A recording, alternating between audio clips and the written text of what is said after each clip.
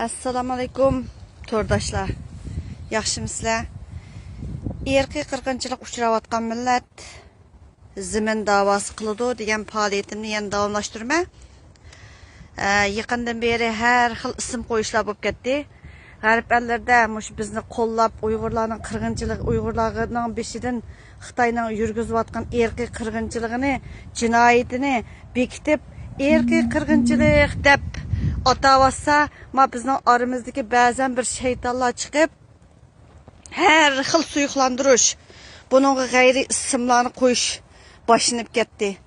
Odamning qusqisi kelgidek.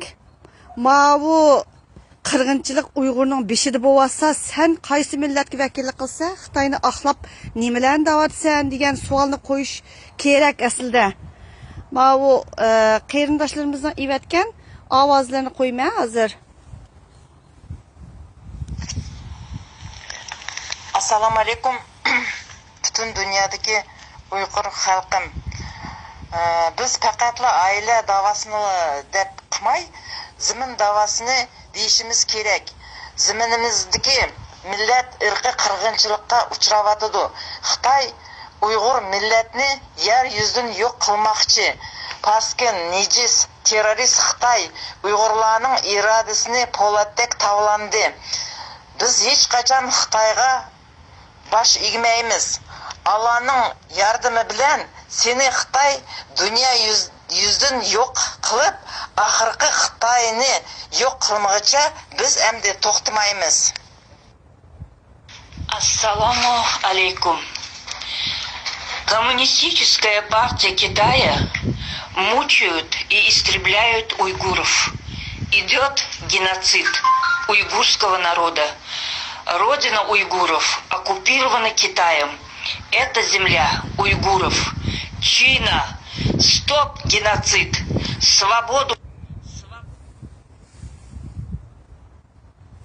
Свободу уйгурскому народу. Независимость уйгурам. Xitoy kommunistlari vatanimizda Uyg'urlarni qirg'inchilik qilib yo'qotmoqchi. Xitoy vatanimizni chiqib ketdi. Vatan bizning. Vatan bizning, zimin bizning. Uyg'urlarga mustaqillik. Uyg'urlarga mustaqillik, faqat mustaqillik. Vatanimizda irqiy qirg'inchilik bo'layotdi. Bizga mustaqillikdan boshqa hech nima kerak emas. Faqat mustaqillik. Ay qarindoshlarim, sizlar o'ylab beqinglar to'rda har xil mush ism qo'yish bo'layotdi.